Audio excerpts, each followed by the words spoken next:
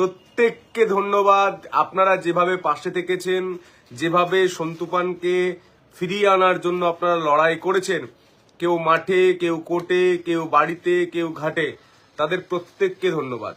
আমাদের অর্ণব গোস্বামী এবং গোটা রিপাবলিক যেভাবে আমাকে সাপোর্ট করেছে, প্রত্যেককে ধন্যবাদ। হ্যাঁ, এরপর আসি আমাকে গ্রেপ্তার করা হলো কেন। সন্দেশখালী ইস্যুতে রিপাবলিক বাংলা থেকে শুরু করে গোটা মিডিয়া ফ্রেটার্নিটি যেভাবে তুলে ধরার চেষ্টা করছে, অনেকেই চেষ্টা করছে, অনেকেই পাচ্ছে না, কিন্তু রিপাবলিক বাংলা যেভাবে পেরেছে সেটার জন্য অনেকের গাত্রদাহ, সেই গাত্রদাহ থেকে ইনস্ট্রাকশন যায় যেন তেন প্রকারেণ। আপনারা জানেন আমি হচ্ছেটাকে অনুষ্ঠানটা করি এবং অনেককেই, অনেক বড় বড় লিডারকে প্রশ্ন করেছি, তার জন্য অনেকেরই রাগ পুঞ্জীভূত ছিল।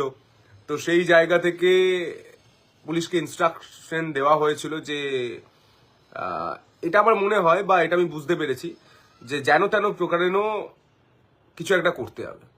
তো এইভাবে আপনি জানেন আমি সন্দেশখালী জেটি ঘাট থেকে জেটি ধরে আমি ফিরছিলাম, সেই জেটি ঘুরিয়ে নেওয়া হয় ঠিক একদম অপর প্রান্তের ঘাট থেকে, একদম ঘাটে না গিয়ে ঘুরিয়ে নেওয়া হয় এবং সেই জায়গা থেকে আমাকে টানতে টানতে গ্রেপ্তার করা হয়। গোটা বাংলা, গোটা দেশ দেখলো সাংবাদিকতার স্বাধীনতা, সাংবাদিক স্বাধীনতা কিভাবে হস্তক্ষেপ করা হয়, রাষ্ট্র কিভাবে হস্তক্ষেপ করে, এবং সেটা করতে গিয়ে আমার মনে হয় এই সরকার তার নিজের যে কঙ্কালসার ছবিটা সেটা আবারও সামনে নিয়ে চলে এলো। এই মুহূর্তে 531 জন মানুষ দেখছেন, আপনারা বলুন তো ভুলটা কি ছিল আমার?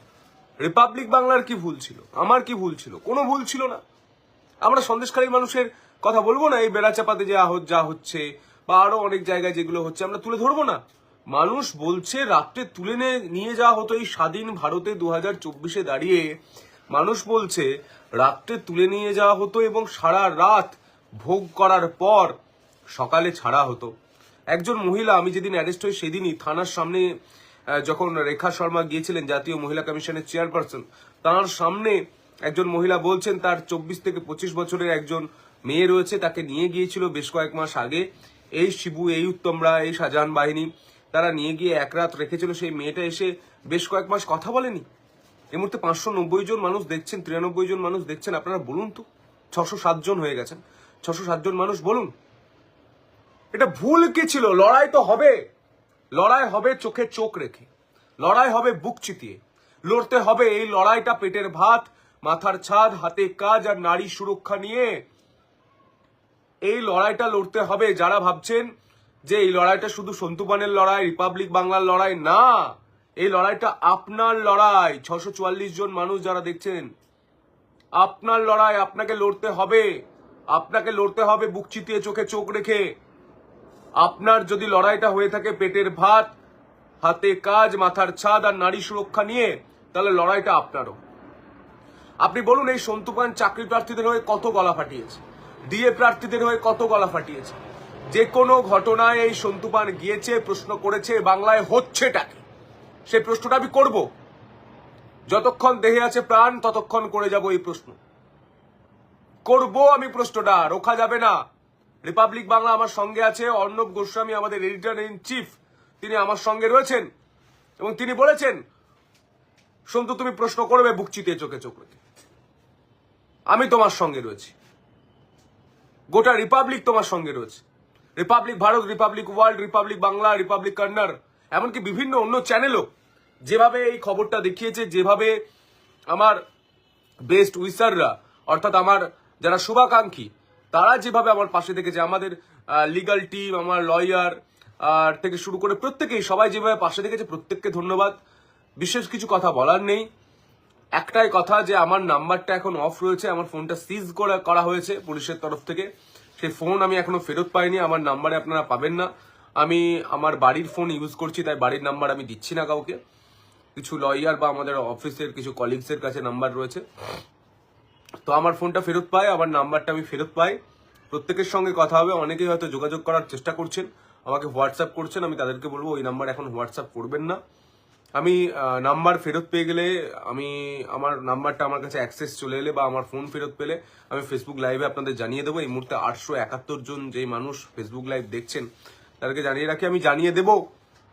আপনারা তখন ফোন করবেন, SMS করবেন, কিন্তু এখন ফোন পুলিশের কাছে রয়েছে, আপনি ফোন বা SMS করার চেষ্টা করবেন না, কারণ ফোনটা সিজ হয়েছে। সন্তু, আমরা তোমার পাশে রয়েছি, থ্যাংক ইউ। প্রত্যেককে ধন্যবাদ। এই মুহূর্তে 892 জন মানুষ যারা কমেন্ট করছেন, প্রত্যেককে ধন্যবাদ। এবং প্রত্যন্ত গ্রামের কৃষক পরিবারের সন্তান হিসাবে আমি যে লড়াইটা শুরু করেছি, এই লড়াইটা আমার একার লড়াই নয়, এই লড়াইটা আপনাদের লড়াই, আপনাদের বাড়ির ছেলেদের চাকরির জন্য লড়াই, আপনাদের যারা শিক্ষকতা করেন, যারা রাজ্য সরকারি কর্মী তাদের ডিএর জন্য লড়াই, যারা চাষ করেন, কৃষিকাজ করেন, তাদের সঠিক শস্যের সঠিক মূল্য পাওয়ার লড়াই। আমি প্রত্যন্ত কৃষক পরিবারের সন্তান, আমি জানি কৃষকদের কি কষ্ট। এই লড়াইটা যারা সাইকেল দোকান রয়েছে তার লড়াই, এই লড়াইটা যার চপ দোকান রয়েছে তার লড়াই, এই লড়াইটা যার জুতো সারাইয়ের দোকান রয়েছে, যার কাপড়ের দোকান রয়েছে তারও লড়াই। আপনি চান না এই রাজ্য সুরক্ষিত থাকুক? এই রাজ্যে বাংলাদেশি বিভিন্ন জায়গা থেকে, বাংলাদেশ থেকে বা বিভিন্ন জায়গা থেকে যেভাবে জঙ্গি ঢুকছে, যেভাবে জঙ্গির চেন তৈরি হচ্ছে, যেভাবে বোমা পাওয়া যাচ্ছে, যেভাবে গুলি চলছে, আপনি বলুন তো এভাবে একটা রাজ্যে থাকা যায়? এটা একটা সঠিক পরিবেশ বাঁচার জন্য?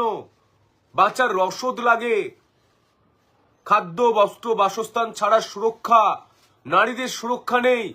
সন্দেশখালীর ছবি দেখে গা শিহরিত হয়ে উঠছে, বমি আসছে, গা গোলাচ্ছে।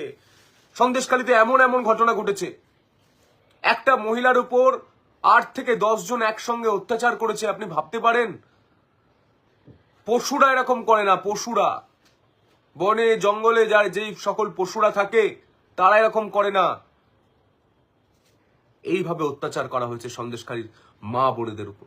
আজ তারা গর্জে উঠেছে। তাদের কণ্ঠস্বর যদি আমরা না হই তাহলে কারা হবে?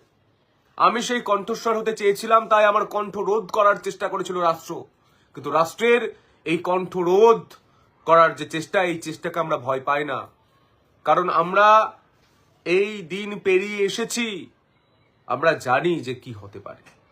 আমাকে যেভাবে অ্যারেস্ট করা হয়েছে, যেভাবে সন্দেশখালী থেকে ভবানী ভবন নিয়ে আসা হচ্ছিল, তো সেই জায়গায় তো শুধু ভয় দেখানোর চেষ্টা করা হচ্ছে, ভয় পাও, ভয় পাও, ভয় পাও, ভয় পাও। আরে আমরা ঘুরে বলি, এ ডার আমি আচ্ছা লাগা। আপনি ভয় পেয়েছেন, এই ভয়টা আমাদের ভালো লাগছে। আমরা বুঝতে পারছি আপনি ভয় পেয়েছেন।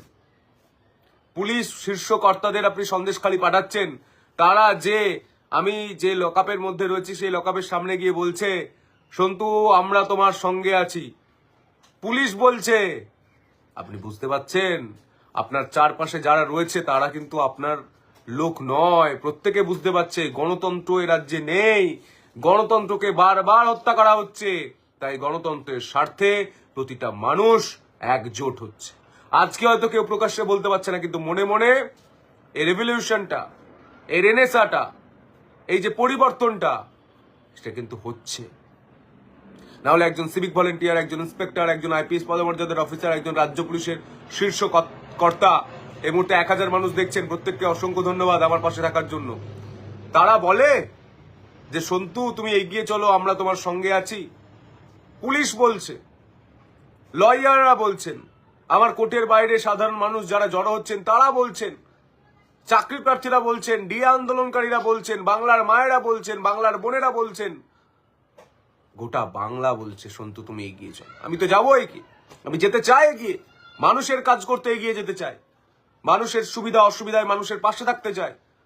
কাউকে তো থাকতে হবে, কাউকে তো হালটা ধরতে হবে, কাউকে তো বেড়ালের গলায় ঘন্টাটা বাঁধতে হবে। সেই কাজটাই আমি করেছি, আমি করব। আমি হয়তো বেশ কয়েকদিন ছুটিতে রয়েছি, আমাকে হয়তো টিভির পর্দায় আপনারা দেখতে পাচ্ছেন না, কিন্তু এটা আমার আইনজীবী বলুন, আমার অফিস বলুন, সবাই মিলে একটা সিদ্ধান্ত নিয়েছে। বেশ কয়েকদিন আমি একটু শারীরিকভাবেও ঠিক হয়ে যায়, মানসিকভাবেও ঠিক হয়ে যায় এবং পরিবারকে একটু সময় দিই। তো কিন্তু সেই স্পিরিটটা নষ্ট হয়নি, সেই যে আগুনটা সেটা নষ্ট হয়নি, সেই আগুনটা আরো দ্বিগুণ হয়েছে। আগুন আরো দ্বিগুণ হয়েছে, শুনতে পাচ্ছেন? চাকরিটা চাই, ডিএ চাই, পেটের ভাত, মাথার ছাদ, হাতে কাজ, নারী সুরক্ষা চাই বাংলায়। বাংলার মানুষ আজ প্রশ্ন করছে যে বাংলায় আপনি করছেনটা কি, এ বাংলায় হচ্ছেটা কি? সেই প্রশ্নটাই আমি তুলে ধরার চেষ্টা করবো আবারও। সেই আগুন আরো দ্বিগুণ করে আবার মাঠে নামার প্রস্তুতি শুরু করে দিয়েছি। আবার একটা ছোট্ট বিরতির পর ফিরছি এবং লড়াই হবে চোখে চোখ রেখে, বুক চিতিয়ে চোখে চোখ রেখে। এই মুহূর্তে 1200 মানুষ দেখছেন ফেসবুক লাইভে। প্রত্যেককে ধন্যবাদ আমার পাশে থাকার জন্য। নমস্কার, ভালো থাকবেন। লড়াই হবে চোখে চোখ রেখে, বুক চিতিয়ে। জয় হিন্দ।